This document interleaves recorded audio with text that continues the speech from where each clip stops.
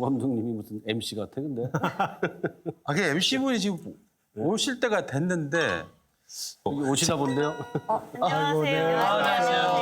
안녕하세요. 예. 다들 와 계셨네요. 아, 박수 한번 치죠. 네. 야. 반갑습니다. 여기 안녕하세요. 최송현입니다.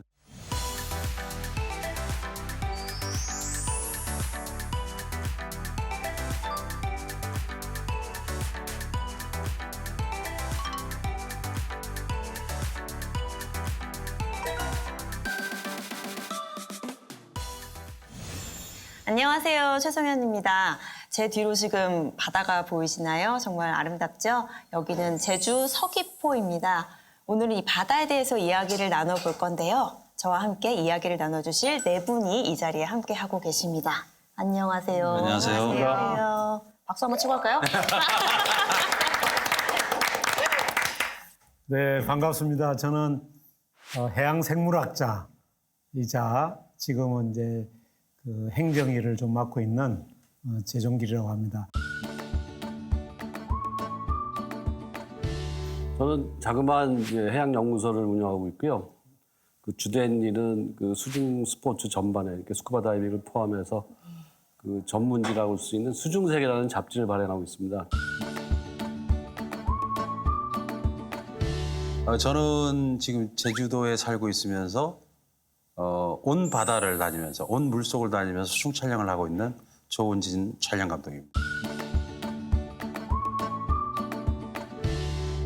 네, 안녕하세요. 김민경 변호사입니다. 다들 되게 친분이 있으신가 봐요. 저쪽에서 보고 있었더니 너무 네 분께서 재밌게 이야기를 나누셔가지고.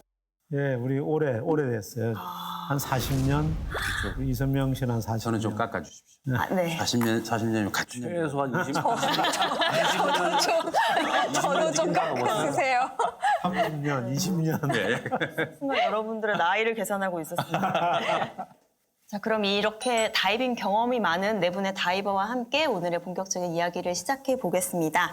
저희 제주 수중 비경 토크멘터리 제주톡 다이브톡 지금부터 본격적으로 시작합니다.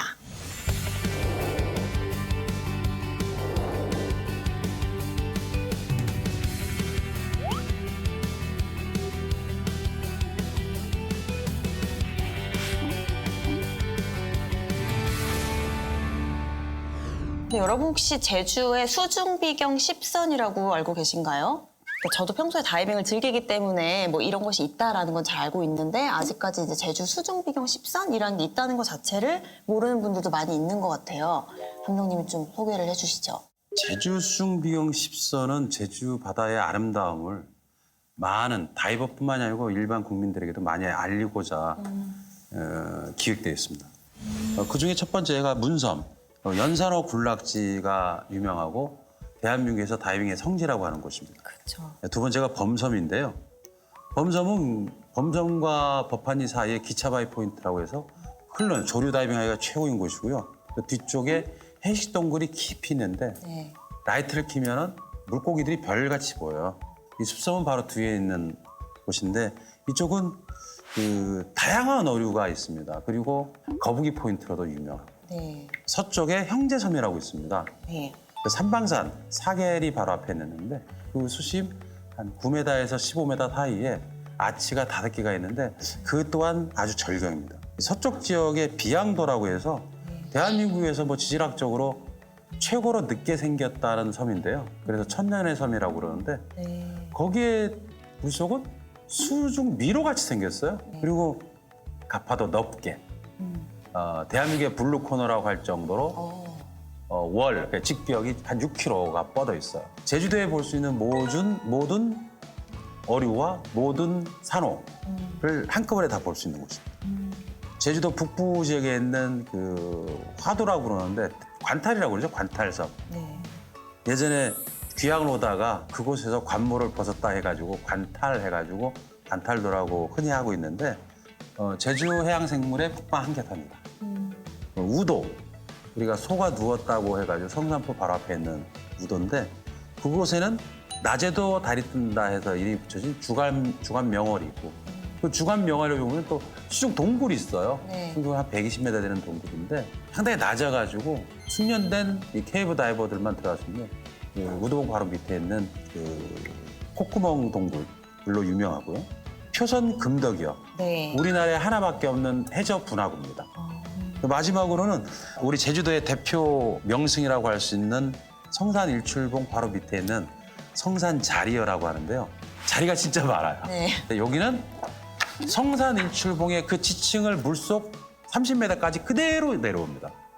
그리고 대형 어종인 다금바리들이 제가 지금 봤던 다금바리 중에 제일 큰 다금바리가 살고 있는 곳입니다. 그럼 이 10군데 중에 어디 가보셨나요? 왠지 세 분은 다 가보셨을 것 같아요. 그쵸? 저는 다 가봤어요. 저는 안 가본데 금덕여 네. 빼고는 다 가본 것 같아요. 아, 변호사님요? 저는 문섬, 범섬, 숲섬, 형제섬까지 원래 가봤었는데 현재성을 들어가셨구나. 이번에 가파도. 아, 저는 문섬, 범섬, 숲섬, 자리요. 교통수단이 편한 곳으로만 가셨죠. 네. 그렇죠. 이 10선으로 꼽힌 포인트들이 어떤 점 때문에 뽑혔을까요? 또 다이버들이 실제로 많이 좋아하는 곳들이기도 또 하잖아요. 가면 그 딱 느끼는 그런 게 있을 거라고 봅니다. 그 종을 다 셀 수도 없을 테고 그 풍광이 네. 경관이 좋거나 뭔가 장엄한 게 있거나 네. 생물이 다양하거나 생물 다양한 건 한눈에 또 보이거든요. 아마 가장 제주 같은 특성이 잘 묻어나는 곳일 것 같아요. 여기는 동해나 남해와는 좀 다른 분위기를 확 느낄 수 있다. 그렇죠?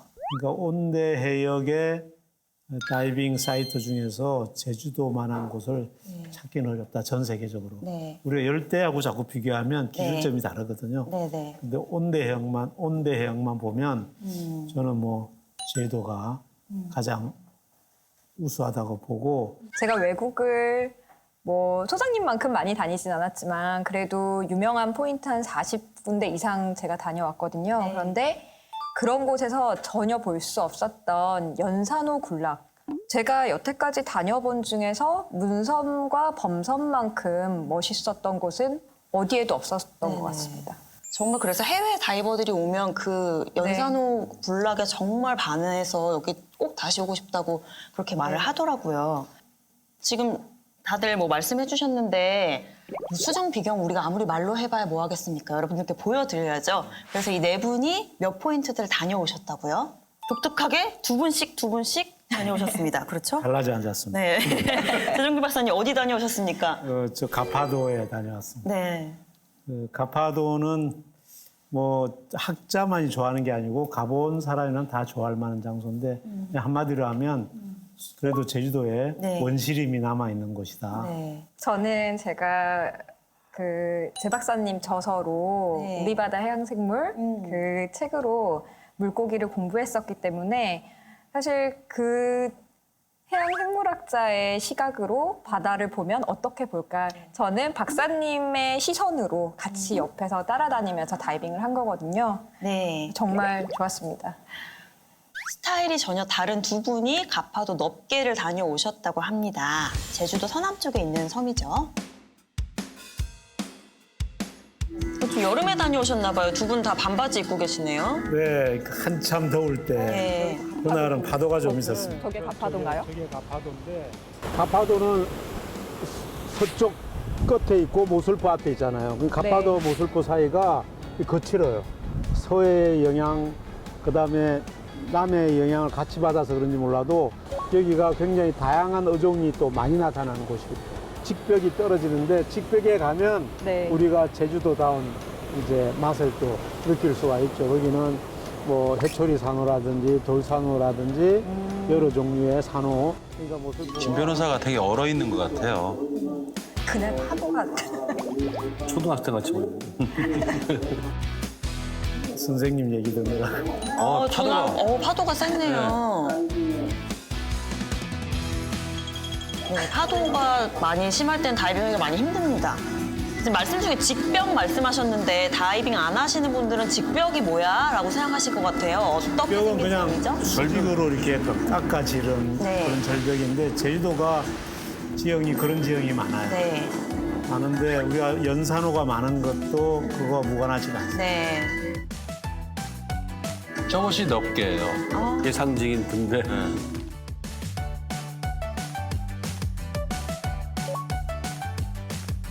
저것은 지금 천연 보호구로 되어 있고 네. 정부의 허가를 받고 들어가요. 네. 전날 수온 얼마나 나왔어요? 그날 돈 반바지를 입으셔서 지금 그러니까요. 말씀을 하시는 것 같은데. 10도가 넘었고요. 20도가 넘었어요. 15도 15도 전후 초청은 그 정도 네. 되었습니다. 예쁘네요. 귤도화돔이라고요. 귤도화돔. 제주도 전역에 분포하고 있는 뭐 거의 정착종이라고 봐요. 네. 이거 지금 감독님께서 촬영하신 네. 화면이죠?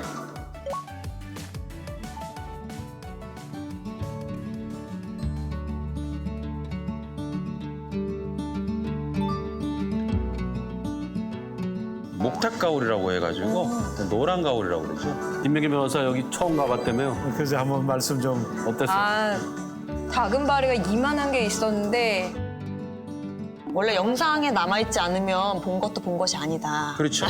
그렇죠. 맞습니다. 네, 다이버들은 뭐든 봤다고 얘기할 수 있기 때문에. 제가 우리 김변한테 얘기해 주고 싶었던 거는 제주도가 연성산호의 군락으로 잘 알려져 있거든요. 네. 근데 연성산호는 기본적으로 햇볕을 그렇게 좋아하지 않습니다. 그러니까 직벽에 많이 있죠. 직벽은 네. 햇볕이 네. 잘 들어오지 않는 곳이죠. 그런데 그 직벽에 연성산호와 같이 있는 종류들이 굴, 또 해면 속에 사는 어떤 새우, 뭐 이런 것들이 하나의 큰 군락을 이뤄서 먹이를 채취하고 또 어린 시절을 보내고 그러는 곳이거든요. 그래서 그것이 이 직벽의 핵심이다. 네. 그걸 좀 보여주고 싶었어요. 지금 마지막 장면 같이 저기 지금 감태거든요. 네. 저 감태가 있는 곳은 가파도 해녀분들, 이 상군분들이 많이 와서 작업을 하세요. 뭐 제주도 다른 포인트랑 비교해서 여기 넙계만의 어떤 특징이 있다 이런 점이 있나요? 다른 지역하고 큰 차이는 없죠. 만약에 같은 지형일 때. 그러나 여기가 모든 게 다 풍성하고 네. 다 크고 또 많이 있고. 그러니까 예를 들면 아까 해송 같은 경우도 다양한 색깔을 가진 해송들이 네. 풍성하게 있고 또 이 연산호도 군락을 잘 형성하고 있고 네. 뭔가 사람의 손을 안 타고 뭔가 훼손되지 않은 느낌이 한 눈에 싹 들어오죠. 변호사님 아무나 못 가는 곳이래요. 아, 네. 박사님 덕분에 같이 다녀오셨는데 어떠셨어요? 넙게 저는 사실 솔직히 그렇게 기대하지 않고 갔거든요. 그랬는데 그날 날씨도 별로 좋지도 않고 했는데 첫 번째 다이빙에 딱 들어가서 저희 부력 조끼에 바람을 빼고 내려가는데 정말 이렇게 저절로 감탄이 막 계속 제가 계속 옆에서 와 하니까 옆에서 박사님도 그걸 들으셨죠. 다 들었어요. 감동하고. 지형 때문이었나요? 생물 때문이었나요? 지형도 외국이랑 또 비교하면 그런데 네 근데 제가 갈라파고스가 좋았던 이유는 그곳에는 정말 지형도 굉장히 멋있었어요. 네. 그랬는데 이번에 가서 들어가면서 내가 지금 한국에서 다이빙 하는 게 맞나? 이렇게 생각이 들 정도로 네. 굉장히 멋있었고 수중 생물학자 중에 그 물고기를 전공하신 우리 제 박사님 잘 아시는 명정구 박사님이라고 계세요. 지금 네. 퇴직하셨는데 명정구 박사님이 넓게 처음 딱 들어가서 나오셔서 하신 말씀이 이곳은 한국의 블루코너야. 블루코너가 더 가까울 아, 것 그렇네요. 같아요. 갈라파고스 같이 네. 경험했었어요. 네. 블루코너를 말씀드리자면 팔라우에서 가장 유명한 포인트 중에 하나인데 직벽으로 이루어져 있고 조류가 굉장히 세서 조류거리라고 하는 그런 바늘 같은 거를 이제 걸고서 이제 빨래처럼 이렇게 다이버들이 휘날리면서 이제 많은 수많은 생물을 관찰하는 그런 곳이에요. 근데 그런 느낌이군요. 네. 넓게 포인트가. 알겠습니다. 학자와 함께 가면 그렇게 탐구할 수 있다니 저도 너무 동행하고 약간 싶네요. 맞습니다. 네. 독특한 생물, 내가 한 번도 못 봤던 생물 이런 걸 보면은 기록에 남기고 싶으실 것 같은데 사진 찍으시나요? 사진도 찍고 과거에는 사진도 찍고 체입다고 그랬죠. 체입다고인데 네. 이번에 숲섬에서도 아주 특이한 고등을 한 개체 발견하고 지금은 이제 제가 연구자 입장은 아니니까 네. 그걸 이제 사진을 찍어달라고 부탁을 하고 그건 바다에 그대로 두고 왔습니다. 혹시 본인이 이름 지으신 생물, 이름 생물 있나요? 지은 생물이 세 종 있는데요. 다 신조죠, 개체입니다. 신조. 나. 그 끝에 명명자의 제 이름이 들어가 있습니다.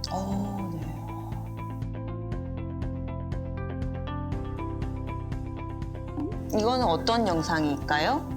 제가 이제 연구하는 모습을 어디죠, 여기는 여기는? 숲섬입니다. 숲섬이요.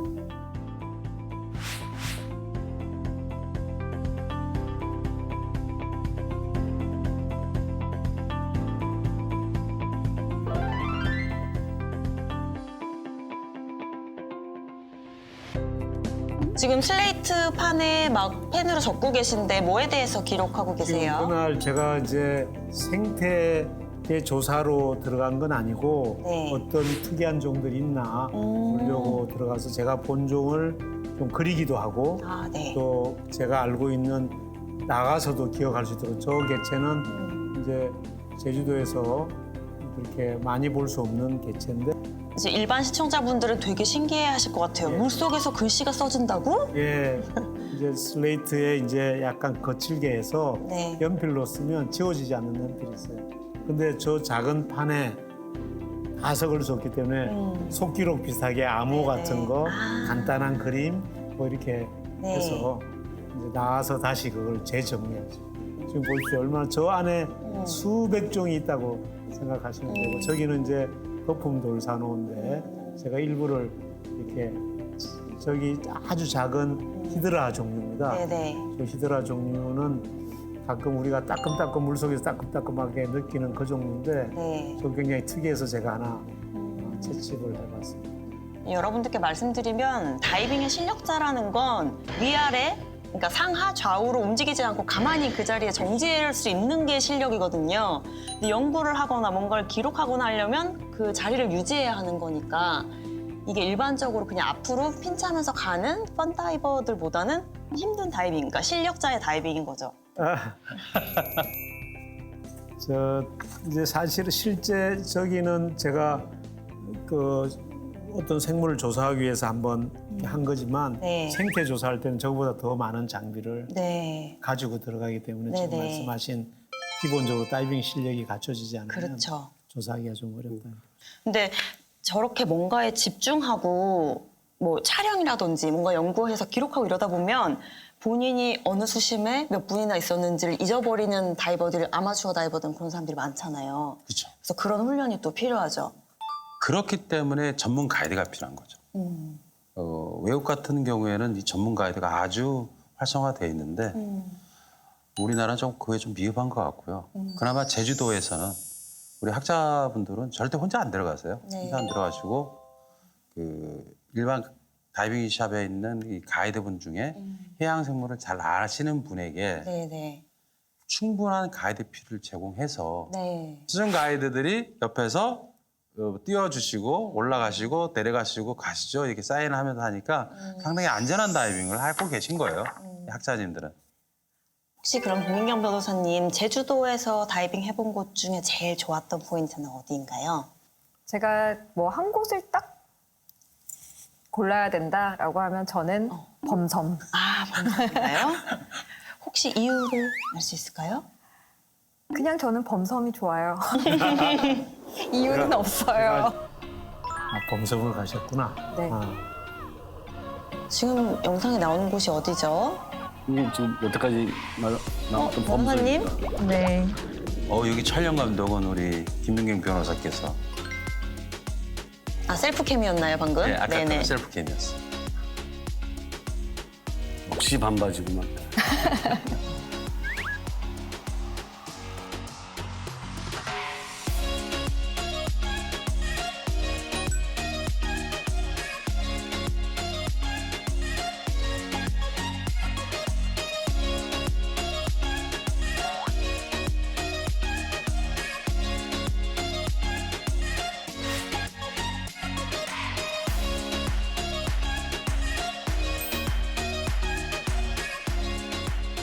먼저 연산호 안에 뭐 봤어요? 그냥 귀여워서 귀여워서. 폴립이 이렇게 탈랑탈랑하는 게 너무 예쁘더라고요. 그래서 저기 잘 보면은 개오지 종류가 이렇게 나오더라고요. 조개류가. 박사님 소개 좀 해주세요. 뭐예요, 저 해송사? 저희 문항이라고도 하고 그 제주도 사투리. 제주도 분들이 굉장히 한때는 신앙시하던 그런 것이었죠.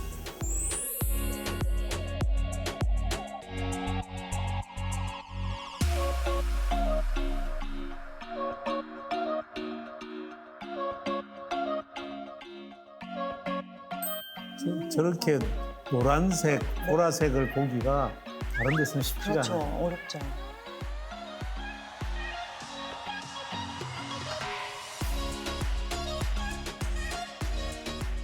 그 시청자분들께서 한국의 산호들은 열대 산호초하고 완전히 다르다. 네. 온대 해역의 아주 독특한 특성이다. 이렇게 이해해 주시면 좋겠어요. 네.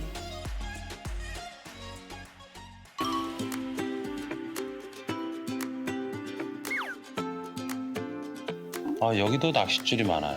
저 준학이 저게 아주 그런 산호류에 이제 준학이 주로 잘 걸려요. 안타까운 장면. 이쪽은 제가 생각하기에는 다이버로서 숙면 같아요. 보이면 우리 김기용 변호사님 같이 이렇게 좀 잘라주고 근데 저는 또 너무 위험하기 때문에 장갑 착용하셨으면 좋겠어요. 저 낚싯바늘 다칠 수 있어요. 아유, 저 상황에 반바지 입고 다니면 뭐가 겁나겠어. 무서운 거 없어요. 아니 근데 참 숙련되게 안 다치게 잘해요. 그냥 자주 해봤다는 얘기. 저 갯미행준 달팽이에요. 그러네요. 개민숙 달팽이들은 주로 그 산호 폴립을 먹어요. 아, 예. 그 쟤네들이 예쁘고 아담하게 생겨서 포식자예요. 그러니까 잘 모르시는 분들이 다이버가 칼을 가지고 가면 그걸로 뭐 수중에서 뭐 잡아오려고 그래? 라고 오해하시는 분들이 있는데 그건 이제 뭐 저희가 안전상의 이유 그리고 저런 것들을 수거하기 위해서 몸에 지니는 경우가 많죠. 점점 변하고 있는 거죠. 예전에는 채집의 도구, 네. 그 이유는 안전장구, 지금은 정화 도구. 이 제초는 폼이죠. 맞습니다. 첫 번째는 폼이었나요? 변호사님 수중 정화 활동 지금 하시는 모습이 보여졌는데 요새 다이버들은 저렇게 수중에서 쓰레기를 보면 수거해 오거나 이런 일 많죠. 네, 그렇죠. 일단 물속에 들어갔을 때 물 밖에서는 저희가 뭐 물속에 뭐가 있는지 잘 네. 모르잖아요. 근데 들어가 보면 폐 플라스틱, 폐 그물, 폐 낚싯줄 정말 많거든요. 근데 네. 그걸 그냥 보고 나올 수가 없더라고요. 그래서 저도 조금씩 이렇게 들어갈 때마다 보이는 것들을 수거해서 나오는데 근데 요즘에는 교육 단체들에서도 그런 수중 정화 활동에 대해서 그 중요성을 강조하고 있고 다이버들도 다들 물속 환경이 좋아야 저희가 더 즐겁게 다이빙을 할 수 있으니까 그런 부분에서 그런 정화 활동 많이 하고 있습니다. 저도 정화 활동하는 영상을 찍어서 이제 제 채널에 올리기도 하고 저도 이제 학생을 가르치는 입장이다 보니까 학생들한테 저런 수중 정화가 얼마나 중요한지에 대해서 이제 교육을 하는데 그래서 정말 많은 다이버들이 수중에서 좋은 일을 하고 있어요. 근데 일부 모르는 분들이 다이버는 해양 생태계를 망치는 사람이라는 오해가 있는 게 조금 아쉽습니다. 이 부분에 대해서는 잠시 후에 또 더 깊이 얘기를 나눠볼게요. 지금 이제 옛날이랑 바다 환경이 좀 달라졌다는 얘기가 좀 나왔는데 박사님 보시기에도 내가 처음 다이빙을 시작할 때랑 지금의 바다는 좀 변화가 있나요? 그 제주도만 바라보면 엄청난 변화를 겪고 있죠. 저희가 처음 왔었던 40년 전은 시야가 네. 이때쯤 가을에 시야가 기가 막혔죠. 네. 한때 40m, 50m 이렇게 얘기할 정도고 뭐 내 시력이 시야다 이런 말 있잖아요. 네. 그렇죠. 그랬고 그다음에 물고기 크기가 컸죠. 지금은 이게 본래 크기가 작은 애들, 대다수 있는 애들 말고 큰 우리가 일반적으로 아까 다금바리나 일반적으로 큰 종류의 물고기들이 때로 크게 있었다. 그게 이제 우리 바다가 굉장히 위기에 치닫고 있다고 말씀할 수 있는 게 네. 우리가 나쁜 시야도 가끔 태풍 때문이기도 하지만 지금의 나쁜 시야는 육지 활동에 기인한 이런 이물질들 이런 것으로 통해서 시야가 나빠졌다. 저는 이렇게 볼 수밖에 없고요. 그리고 이제 이 바다에서 우리가 느끼는 또 하나는 지나치게 남획이 되고 있고 네. 보호 지역임에도 불구하고 지나치게 큰 물고기들을 많이 잡아낸다. 네. 사실은 큰 물고기가 없는 바다는 미래가 없는 바다라고 얘기하거든요. 네. 어쨌든 그런 관점에서 볼 때 제주도가 매력적인 곳이긴 하지만 이제 세계적인 관리를 더 늦추어서는 안 된다. 네. 이런 생각이 많이 들고요. 네. 사실 이 다이빙이라는 게 정해져 있는 기준과 절차를 잘 지켜서 하면 얼마든지 안전하고 즐겁게 할 수 있지만 숨 쉴 수 없는 물속이라는 공간에서 하다 보니까 위험한 상황이 생길 수도 있잖아요. 그래서 혹시 원로분들은 내가 다이빙을 하다가 겪었던 위험한 상황에 대해서 좀 얘기를 해주실 수 있나요? 우리 이 소장님이 그건 많으실 것 같습니다. 아, 많으신가요? 굉장히 아마 당황스러울 것 같은데요. 전 한 번도 없다고 그래요. 아, 그리고 제가 봐온 그 사고 예도 보면은 전부 다 원인 제공이 다 자기가 있어요. 저는 뭐 산업잠수 쪽이나 이런 뭐 방송 촬영할 때 아, 뭐 진짜 죽을 뻔했네라는 걸 느끼지만은 이 펀다이빙에 있어서의 위험한 상황을 맞이했다라는 거는 그 자체가 교육이 잘못된다든지 아니면 자기 스스로 지켜야 될 규칙을 못 지켰을 뿐이지 결코 이 스쿠버 다이빙 하면은 뭐 굉장히 위험에 직면하고 목숨을 한두 번 정도 구할 정도가 돼야 베테랑이다 이런 거는 저는 아닌 것 같아요. 저는 아까 소장님께서 이게 그건 다이버 때문이다라고 사고의 원인은 다이버 스스로 만든 것이다 이렇게 말씀을 하셨는데 외국인. 저는 작년에 그 필리핀 투바타 리프에 다이빙을 갔다가 그때 갑자기 그냥 다이빙을 잘 하고 있었어요. 그냥 조류를 타고 흐르는 다이빙을 하고 있었는데 저기 멀리서 먹구름이 막 끼어 있는 것처럼 이상한 기운이 도는데 조류를 타고 가고 있으니까 그 먹구름으로 제가 딱 들어가는 순간에 뭔지 알죠? 14m권에서 34m로 갑자기 떨어졌거든요. 네. 하양. 이게 하강조류를 만난 거예요. 근데 보통 처음 다이버들이 이제 초급일 때 다들 갑자기 물 밑에서 땡기면 어떡해요 할 때 제가 항상 그런 데서는 다이빙을 하지 않는다. 걱정하지 마라. 하는 안심을 시켰는데 네. 제가 밑으로 빨려 들어가면서 제 눈앞에 다 버블이고 컴퓨터는 계속 막 소리가 나고 그래서 딱 도착을 한 곳이 34m였는데 그건 제가 잘못한 게 아니잖아요. 하양조라는 건 폭포 같은 성격이기 때문에 이제 이렇게 내려간단 말입니다. 그러니까 여기서 올라간다기보다도 얘를 벗어나고 오히려 외해 쪽으로 나가면은 오히려 쳐서 올려줘요 또. 그러니까 그런 성질을 이용해서 아주 특수한 전문 가이드가 그렇게 가이드하는 경우가 있어요. 그럴 때는 뭐 저 아니라 뭐 몇백 년을 했는지 모르겠지만 굉장히 그 전문가라도 말을 정확히 들어야 돼요. 그러니까 각각의 바다마다 난이도라는 게 있잖아요. 그쵸, 네. 본인의 다이빙 실력에 맞지 않는 바다를 선택하는 건 그건 자연재해가 아니고 본인의 잘못인 거고 실력이 됐을 때 만약에 그런 데 도전을 한다면 입수하기 전에 그 사전에 브리핑이라고 해서 그 지역에 대해서 지역 전문가가 설명해 주잖아요. 근데 정말 많은 프로 레벨의 강사들도 사고에 휩싸이는 게 내가 난데 나 이만큼 했으니까 그럼 사고 나요. 하면서 이제 현지 전문가 말을 안 듣다 보면 또 사고가 나더라고요.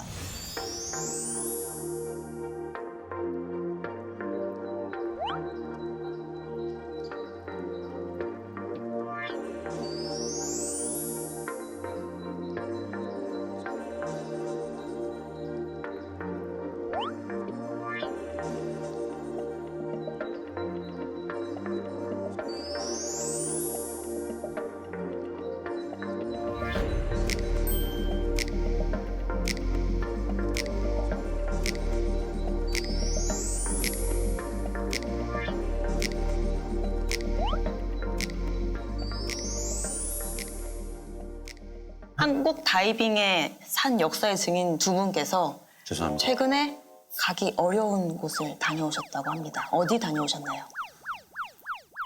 청자손입니다. 내가 가장 좋아하는 넘버원 포인트는 어디라고 일단 말씀드렸는데 형제섬입니다. 저도 형제섬이 너무 아름답고 좋은데 갈 수 없는 곳이라고 해서 늘 안타까워했거든요. 저희 팀이 어렵게 다녀왔습니다. 보여드릴게요.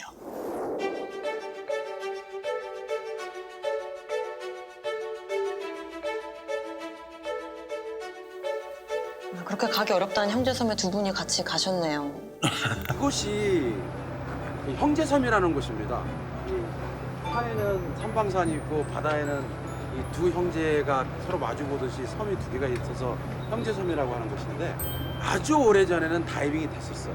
일반 펀다이버들이 와서 다이빙이 됐었는데 조금 불미스러운 사고로 인해서 다이버들이 못 오게 된 지가 한 25년 정도 됐거든요.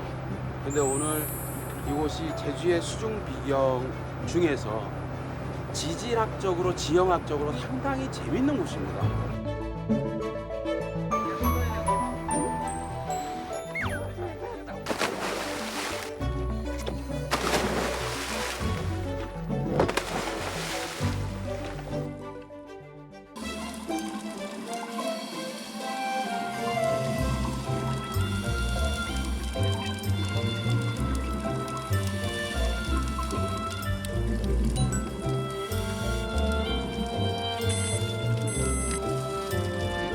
저 방어대인데요. 어우, 네.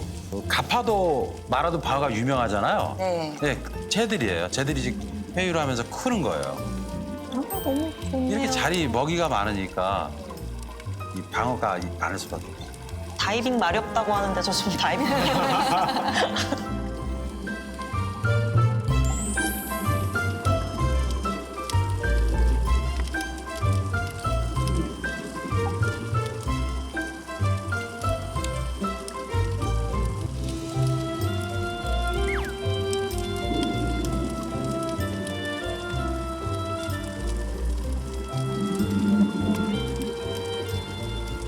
이렇게 말미잘이 예전에 비해서 말미잘이 굉장히 많이 덮었더라고요. 그러니까 큰 산호 말미잘이요. 거품 돌 산호보다 좀 많아졌어요. 근데 이 산호가 옛날에 요 문섬 요 앞쪽에도 꽤 많았거든요. 아침이다. 이게 아침입니다. 이게 왜 괜찮냐면 저 아치가 만약에 물 밖에 나와 있었다면요 아마 최고의 명승지가 됐을 거예요. 근데 네. 저게 물 속에 5개가 저렇게 몰려 있고 네. 저기 연산호가 있고 물고기가 놀고 진짜 이거는 정말 이거야말로 자연 문화유산입니다. 지금 저 아치는 수심 몇 미터 정도예요? 그러니까 17m에서 뭐 얕은 데는 5m도 안 되는데 아, 그렇게 깊지 않은 곳에 있네요. 예.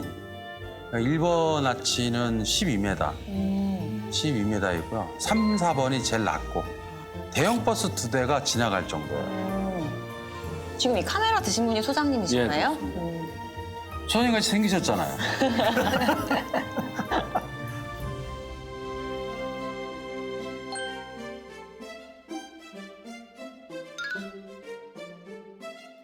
오해 소지가 이제 저 갈고리가 그냥 무슨 딴 거를 잡기 위한 갈고리가 아니라 최대한 그 피해를 덜 주고 사진 찍으려고 그렇죠. 생물 엄대를 이렇게 살짝 짚고 찍습니다. 그러니까 두 분이 느끼시기에 형제섬만의 매력이 뭐라고 생각하세요? 정말 독특한 지형이에요. 우리나라에서 찾아보기 힘든. 네. 그러니까 그 아치라고 그러잖아요. 이렇게 우리 뭐 독립문 같이 이렇게 아치 네. 형태가 5개가 있는 게 그게 만약에 물 밖에 있어도 정말 명승지화 됐을 텐데 그리고 그게 미로같이 한 번에 다 찾기가 힘들 정도로 아주 숨어 있어요. 이렇게. 네. 내가 만약에 죽어서 천국을 간다 그러면 여기가 천국 아니겠나 천국이다. 수중에 있겠다는 그런 정도로 굉장히 저한테는 인상적이었어요. 최고의 그래서 극찬입니다. 그게 감독님 보시기에는 어떤 게 매력 포인트예요? 저는요. 네. 전 세계 어느 바다를 가도 그렇게 그 한 번의 다이빙에 네. 5개를 크고 작은 아치. 20년이 지난 세월 동안 그게 묶여 있었잖아요. 네. 묶여 있어 저희들은 훼손이 안 된 줄 알았는데도 불구하고 네. 갔더니 많은 낚싯줄들, 어선들이 쳐놓은 준학줄에 이렇게 감겨 있는 게 좀 안타까웠지만 지금 말씀하셨는데 20여 년 동안을 지금 형제섬을 다이빙을 못 하고 있잖아요. 뭐 어떤 그런 계기가 된 사건이 있었던 건가요? 덧붙이면은 그 이제 또 우리의 자아상인데 거기서 이제 불법으로 작살질이라고까지 뭐 해야겠죠. 그래갖고 고기를 잡아내다가 적발됐고 그걸로 인해서 이제 완전히 금했는데 금한다는 게 출입을 금한 게 아니라 이제 배를 안 타고 가면 갈 수가 없기 때문에 이제 못 가게 된 거죠.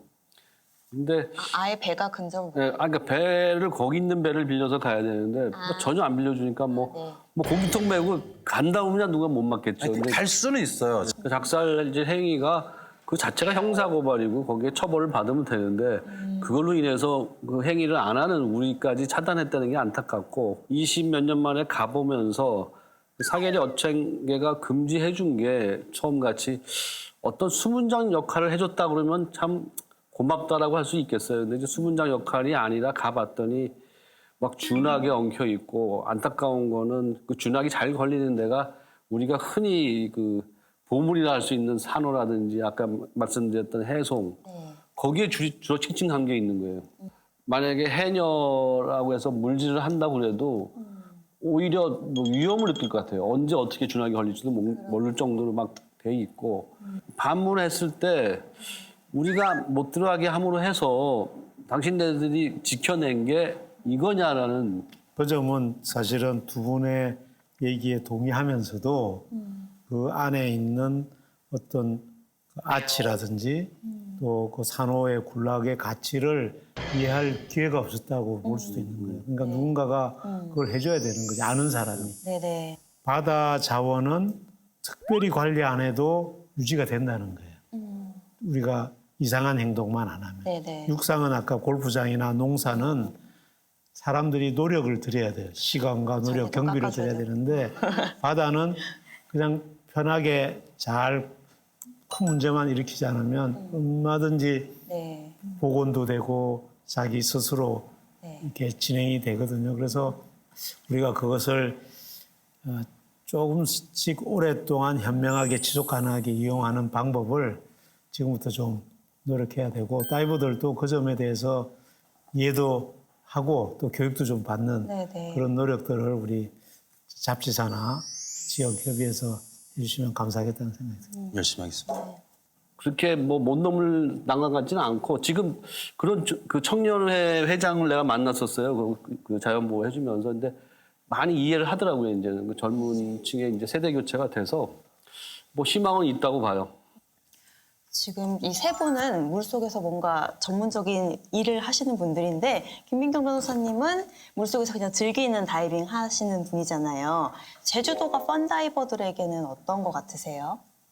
일단 저는 다이빙 할 때 제가 사진 찍히는 걸 좋아하거든요. 아, 네. 네, 그런데 문섬이나 범섬의 연산호 앞에서 보통 보면은 다들 인생샷이라고 하죠. 그런 네. 것들을 아마 연산호에서 많이 찍어가지 않나 생각이 됩니다. 네, 그래서 맞아요. 좋은 사진을 찍을 수 있는 그런 곳이기도 하죠. 정말 알록달록 총천연색을 함께 담을 수 있기 때문에 정말 사진 포인트로 좋죠.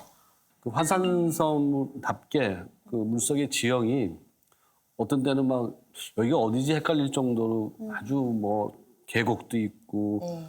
희귀한 생물도 있고 그다음에 누가 이렇게 치장에서 한 것 같이 연산호에 아까 같은 뭐 진청산하고 시페인이라고 그러죠.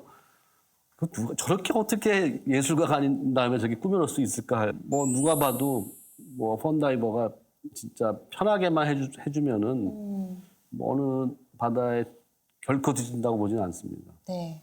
저는 이 물속에서 보는 것보다는 주위 여건을 봐요. 말 그대로 즐거운 다이빙이잖아요. 밥 먹기 편하고 잠자기 편하고 눈 뜨고 바로 앞에 10분만 가면 섬이 있고 네. 아마추어 다이버의 스케줄에 맞게 모든 걸 할 수 있는 곳이 이 제주도 이상이 있을까요? 이거야말로 진짜 펀다이버들이 원하는 네. 다이빙 포인트의 요건 아닌가 저는 그렇게 생각해요.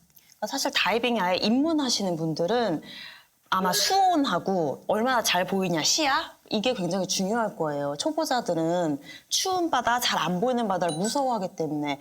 근데 동해에 비해서 제주도는 정말 수온도 따뜻한 편이고 시야도 좋은 편이고 그리고 동해는 사실 그 동해만의 매력이 있긴 한데 제주도처럼 물고기 떼가 지나가고 이런 걸 보는 건 좀 쉽지가 않은데 초보 다이버들은 그런 걸 좋아하잖아요. 물고기 떼도 보고 큰 물고기도 보고 연산호도 보고 그래서 저는 펀다이버한테 제주도가 우리나라에서 정말 좋은 곳이라고 생각합니다. 우리 바다의 장점은 거칠고 다이나믹하고 네. 뭐 이런 장점이 있지만 그래도 이게 펀다이빙이나 레저라고 한다면 좀 편안하고 좀 멋있고 네. 안전하고 이런 거를 좀 될 수가 있도록 하면 네. 그래서 거기에 맞는 등급에 맞는 아까 말씀한 대로 좋은 포인트들을 개발하고 또 그런 것이 정부나 관계업계에서 협력해서 지원하고 그런다면 제주도는 뭐 국제적인 다이빙 사이트로 거듭날 거로 봅니다. 그런 게 제일 아쉬웠고 가끔 저도 힘들어서 다이빙하기 싫을 때가 있거든요. 네. 기대해 봅니다. 저는 적극 동의를 하는데요. 네. 그 이제 진짜 인프라, 그러니까 기반 시설에 대한 미비가 가장 큰 문제 같아요. 네. 한 예로 요번에 이제 자꾸 코로나 얘기가 나오는데 그 5월 연휴 때 제가 아는 한 서귀포 부두에 이 출항 신고를 낸 사람으로서는 최대치를 찍었어요. 400명이 나갔습니다. 네. 근데 400명 나가면서 제가 이제 취재하면서 본 게 뭐냐면은 그 중에 60% 정도 빼놓고는 국내 바다를 처음 오르시는 분들이에요. 그리고 여성 다이버가 굉장히 많았어요. 근데 나왔는데 뭐 갑자기 몰려들었는 건 있지만은 뭐 그 아실지 모르겠지만 그 드라시도 입고 나서 소변 보기가 이렇게 용변 보기가 굉장히 불편하거든요. 네. 화장실도 없지. 아, 배. 옷 갈아입을 때도 없지. 샤워할 때도 없지. 배는 배대로 굉장히 낙후돼 있고 뭐 어선에 낚시선을 다이빙을 타고 나가야 되니까. 그래서 굉장히 안타깝더라고요. 저 사람들이 과연 이 코로나 사태가 끝나면은 여기 다시 와줄까? 그냥 물밀듯이 빠져나가지 않을까 생각을 네. 해서 제가 이렇게 몇 마디를 했더니 예전에 비해서 빨리빨리 이게 개선을 하더라고요. 네. 한 예로 이제 우리 물속에 들고 나오기 위한 그 리프트 같은 경우도 네. 지금 요새 급하게 막 다 설치했어요. 근데 이제 화장실 문제도 어떻게든지 나름대로 하고 있고 또 대형 배도 들어오고 있고 그러니까 변화는 굉장히 빠른데 그분들이 과연 편안하게 손님을 모시고 영업을 하고 이윤을 추구하기까지의 어떻게 보면은 깊이 들어가면 합법과 불법의 줄다리기를 좀 하고 계시거든요. 보험 문제도 그렇고 보장도 안 돼 있고 그래서 굉장히 힘든 가운데 손님 맞이를 하고 있는 건 분명합니다. 그래서 이거는 홍보나 아름다움을 막 알리는 것도 중요하지만 그 사람들이 왔을 때 어떻게 편하게 모셔서 다시 올 수 있게 만들 수 있는가는 우리만의 일이 아니라 네. 뭐 시가 되든 도가 되든 그다음에 리조트가 되든 어떤 협회가 되든 단체가 되든 다 나서야 될 것 같아요. 뭐 하다못해 어촌계마저라도 네. 지금 우리 이선명 대표가 말씀하시는 거는 오시는 분의 아쉬움뿐만이 아니고 여기서 사업을 하시는 분들의 힘든 점, 맞아요. 법률적인 규제나 또 여러 가지 다양한 방해 요소 때문에 네. 그런 걸 동시에 얘기하시는 거죠. 네. 또 하나 더는 그렇게 많은 사람들이 제주도 오는데도 불구하고 제주 바다에 경험이 없는 친구들이 가이드를 한다는 거. 또 나 강사인데 내가 가면 되지. 그러면서 한다는 거. 그러다 보니 뭐 표류 물때를 잘못 몰라서 그런 사고도 나고. 네. 외국에는 정말 그 지역에 숙련된 가이드들이 굉장히 많이 있거든요. 네. 물론 이 지역에도 유명한 분들이 몇 분 계시긴 한데 그분들이 지금 이 많은 다이버들을 다 수용할 수가 없는 상황이고 누가 봐도 초급자인데 사실 저희는 보면 알 수 있잖아요. 네. 누가 봐도 초급자인데 아무도 그들을 옆에서 케어하지 않더라고요. 그렇다는 거는 그 사람들이 무슨 일이 생겼을 때 도와줄 수 있는 가이드도 없고 굉장히 위험한 그런 상황이거든요. 해외 경우는 가이드들이 프리랜서로 일하는 경우가 많아요. 샵에 소속이 안 돼 있고. 그래서 본인이 가이딩을 잘하면 본인의 몸값이 올라가는 거죠. 그래서 그 현지에 사는 다른 사람들에 비해서 수입이 좋은 편이잖아요. 가이드들이. 근데 우리나라 같은 경우는 바다에 들어가는 이런 다이빙 산업에서 종사하시는 분들이 돈을 되게 많이 벌고 있다라고 말하기가 좀 어려운 상황이고. 피를 정확히 주시면 돼요.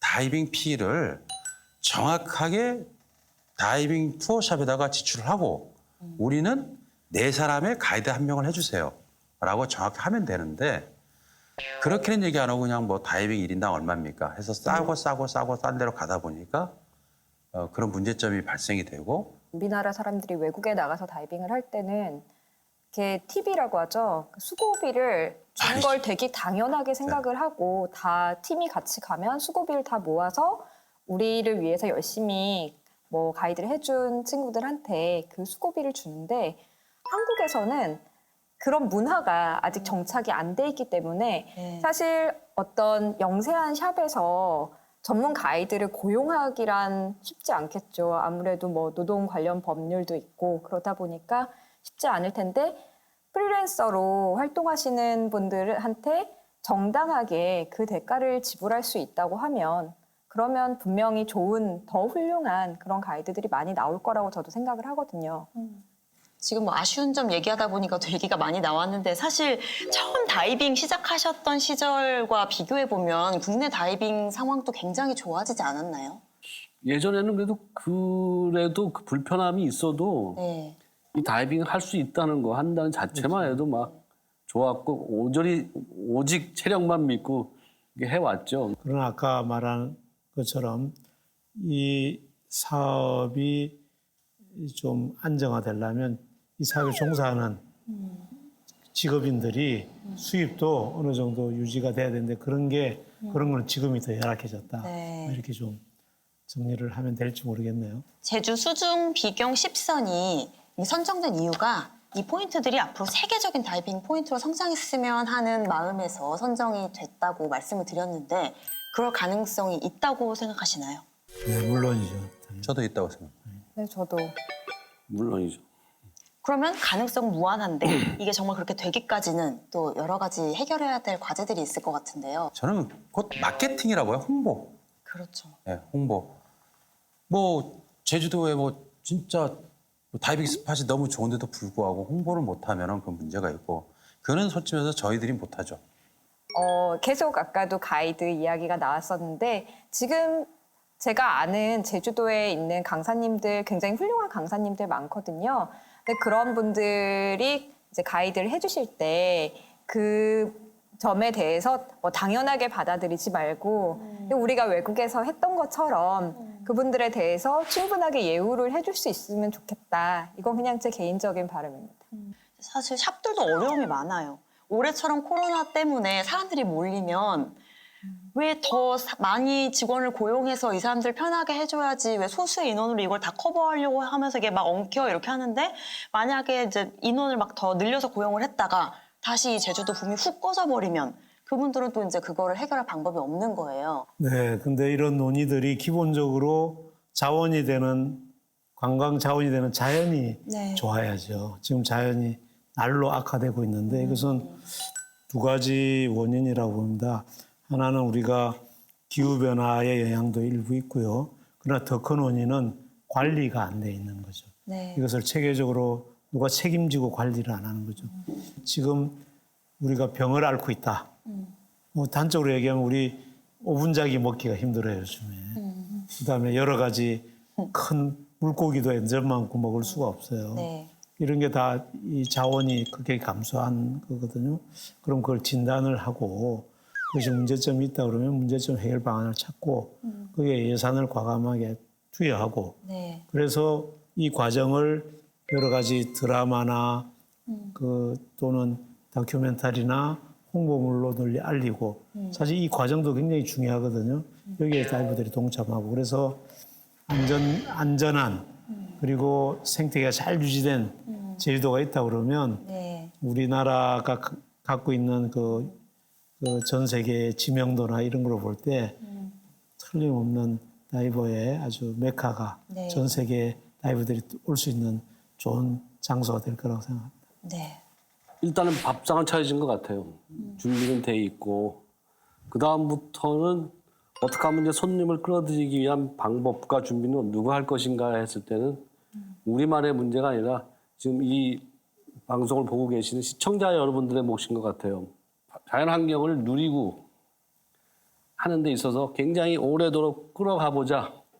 그리고 굉장히 이거는 재산이 아니라 유산이다.